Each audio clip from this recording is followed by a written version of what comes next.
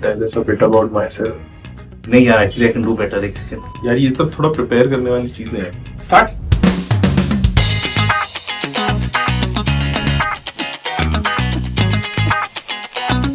When we started Capsus in 2015, I think we were the first platform, if I'm not wrong, which actually focused on blue-collar lending. One of the first few lending startups to actually get funded in India. We were pretty early. In terms of, I think, the problem statement, I would still say was right. But in terms of as a product and as a customer segment to go after, I did feel that it was a very, very difficult business. I think we faced a fair bit of problems during our startup journeys.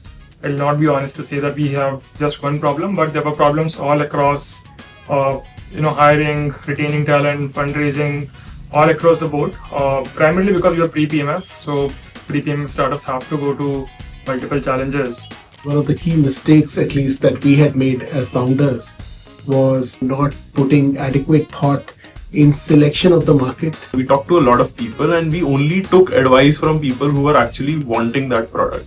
But wants are different from needs. So as a first time founder, what we did not realize was that a VC is not as close to the problem statement as we are as founders.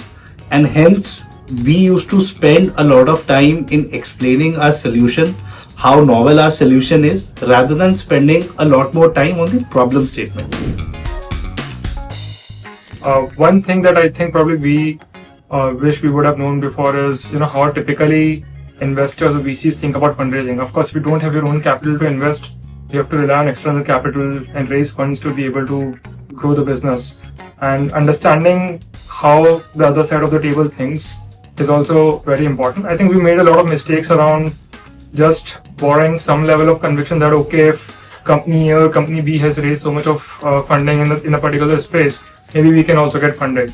This is not how typically the investors think. I think number one thing which we could have done better in our fundraise process is, practicing our pitch. When you're going in front of a VC, it's really important that you need to refine your pitch, practice it 50 times in front of different sets of people who know about your company, people who don't know about your company, people who have no idea about the sector you're operating in. So you'll get a sense of different personas and how to pitch to those different personas, because VCs also come in, variety of range and experiences. Probably in hindsight, we'd be more thoughtful and exhaustive in the list of investors that we speak to, and will be more savvy in negotiating commercial terms as opposed to accepting the first term sheet that comes along with minimal negotiation. One thing that we were oblivious to was that a VC might also be a sounding board for us to bounce off ideas, to bounce off solutions to some of the challenges that we were facing in the startup journey. VCs can play a role as more or less,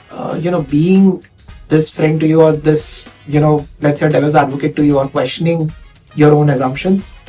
And this more or less comes from the so many number of companies that they meet.